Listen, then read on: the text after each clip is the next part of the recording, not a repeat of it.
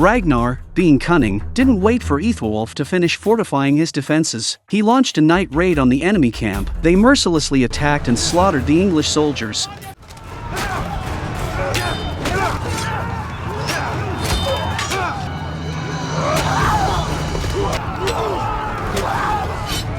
Hearing the sounds of battle, Ethilwolf was abruptly awakened from his sleep. Quickly drawing his sword, to everyone's surprise, he knelt before the cross and began to pray. With no one to command them, the soldiers were quickly overwhelmed and slain.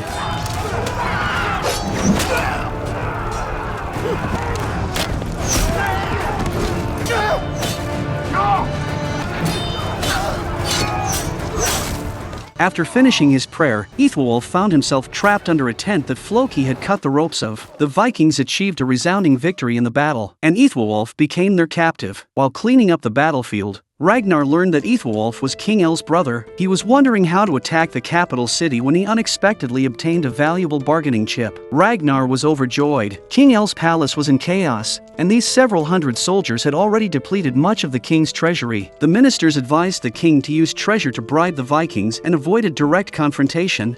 My lord, let me think on it just a little while. The next day, Ragnar, accompanied by Ethilwolf, arrived at the gates of the capital city. Upon seeing his brother still alive, the king decided to let them enter the city for negotiations. Ragnar, driven by his desire for wealth, agreed to the negotiations. Once inside the palace, the ministers saw them as demons and were too frightened to speak. To ease the tension, the king suggested negotiating over a meal. Before the people of the kingdom ate, they would pray to Jesus. The Vikings, however, ate in a wild manner, using their hands. Floki became fixated on the plates.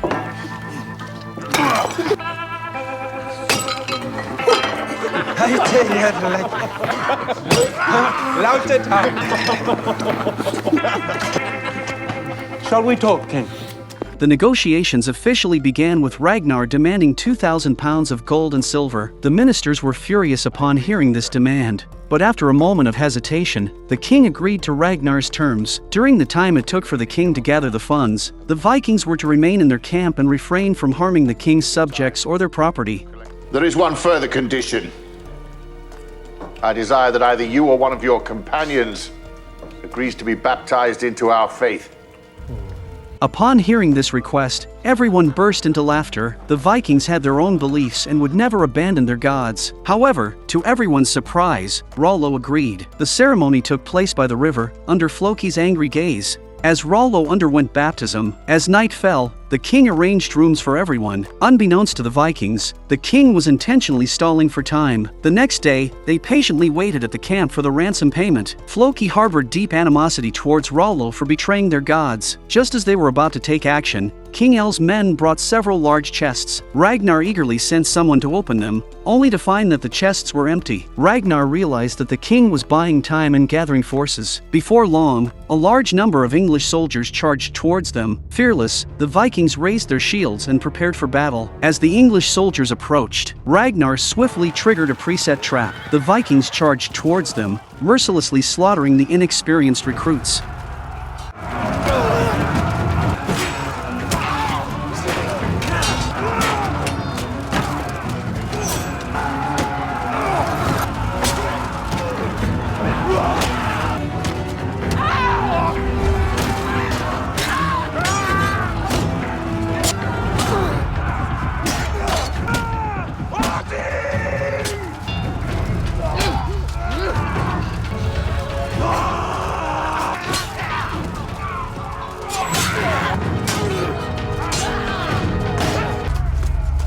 Witnessing the fierceness of the Vikings, the English soldiers discarded their armor and fled. The battle was over. Amidst the mud, Rollo searched for surviving enemies, determined to exterminate these Christians. Ragnar, filled with anger, used blood to draw a cross on Ethilwolf's head, then sent his body back to the capital city on a horse. This humiliating act finally made King Earl realize the gravity of the situation. The two battles had nearly wiped out all his troops. Now he had no choice but to comply and send 2,000 pounds of gold and silver to Ragnar. Ragnar returned triumphant once again and set sail back home, leaving the resentful king swearing on the shore. As the new Earl, Ragnar embarked on his first western expedition, returning with countless treasures of gold and silver. However, he couldn't find happiness upon his return. He learned that Lagertha had suffered a miscarriage during his absence. absence, Ragnar was consumed by guilt and self-blame. He believed that all this misfortune was his doing, as they used to offer sacrifices to the gods every 9 years. This year happened to be the 9th year, and due to his eagerness for the western expedition, he missed the time for the sacrifice. Ragnar believed he had angered the gods, leading them to cruelly take away his unborn child. Ragnar wanted to make amends at the temple and proposed taking Athelstan with him. After some hesitation, Athelstan agreed to his request. In the 2 years he had spent in the Viking community, he had gradually assimilated into the society. Once everything was arranged, Ragnar, his family, and loyal followers set off for the temple. They lined up to receive the blessings of the high priest, and Lagertha hoped to conceive again. It was Athelstan's first time witnessing the Vikings' belief in the gods, and he couldn't help but show a look of reverence. After the prayers concluded, Athelstan saw chickens, oxen, and sheep outside the temple, each in groups of 9. Curiously, Athelstan approached an empty enclosure, unable to understand why it was empty.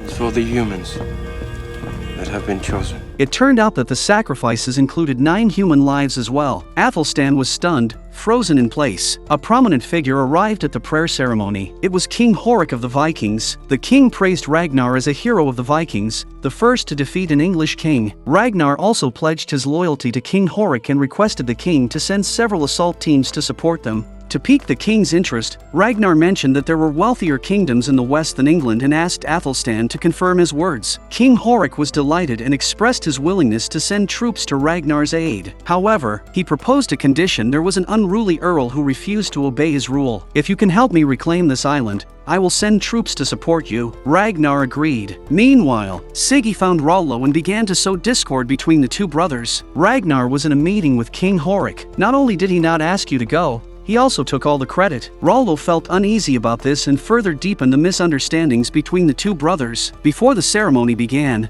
the high priest asked Athelstan if he was a Christian. Athelstan calmly replied that he was not. You have been brought here as a sacrifice to the gods.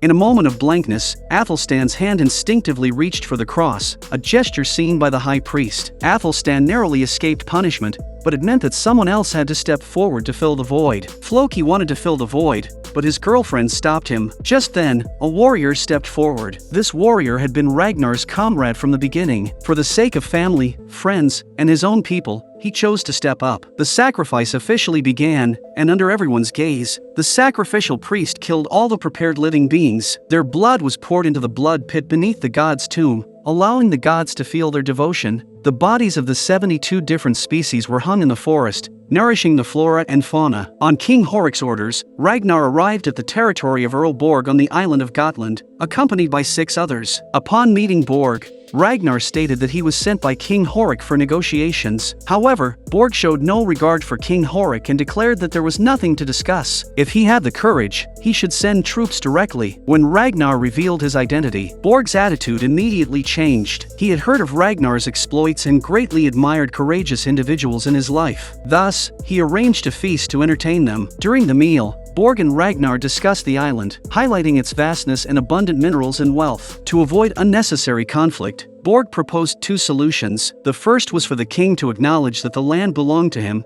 and he would lease it to the king. The second was for the land to belong to neither side, and for both parties to develop it together. Ragnar found the second option appealing and decided to send someone to discuss it with King Horik. Ragnar sent Floki to deliver a message to the king, and Borg suggested a scenic spot on the island. There was a giant eucalyptus tree there, worth visiting. However, to prevent any deceit, one person must remain behind as a hostage. Ragnar contemplated and decided to leave his brother Rollo behind, deepening Rollo's resentment towards Ragnar. On their journey, Ragnar encountered a beautiful woman who caught his eye. During their conversation, he learned that her name was Aslog, the daughter of a former king, and her mother was a legendary shield maiden. Since the death of her parents, Aslog had been living in seclusion on the island. Aslog greatly admired Ragnar, and when Ragnar proposed a trip to the eucalyptus tree, she happily agreed. Meanwhile, Rollo, held captive as a hostage, fell victim to Borg's manipulation. Your brother's a great man.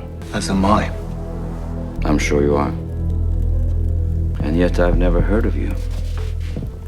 After days of traveling, they finally arrived at the eucalyptus tree. Their constant companionship during this time led to a rapid deepening of their feelings for each other. One night, Aslog took the initiative to join Ragnar in bed, awakening Bjorn with their actions. The next morning, Bjorn found his father and warned him that if it happened again, he would tell his mother. Ragnar promised not to let it happen again, and from then on, no matter how hard a slog seduced Ragnar, he remained loyal. Meanwhile, Lagertha had her hands full as she helped Ragnar manage the affairs of the tribe. Unfortunately, a severe plague spread throughout the tribe, infecting numerous common people. Lagertha's daughter also fell victim to the disease and eventually passed away. Filled with grief, Lagertha bravely lit a funeral pyre for her daughter. A few days later, a slog informed Ragnar that she was pregnant with his child. Ragnar found himself torn and unsure of what to do. When Ragnar and his group returned to Earl Borg's residence, Floki delivered the king's message. What compromises is he willing to make? What did he say? He will make no compromises. Borg presented Ragnar with two options: leave the next day or join him in opposing the king. Ragnar was deep in thought, and Borg approached Rollo privately, asking him which side he would choose if they went to war. If you eliminate your brother, your name will be known far and wide, Borg said. Rollo was torn between his own flesh and blood and the desire for personal fame and glory. Meanwhile, Ragnar was making a difficult and painful decision. He picked up a dagger, preparing to kill someone. However, when he opened the door, it wasn't Rollo and Borg on the other side, but a slog. A slog knew that Ragnar wanted to get rid of her and return to his family. As Ragnar placed his hand on a slog's belly, he couldn't bring himself to do it. For the sake of their child, he decided to bring her back to the tribe. I say yes.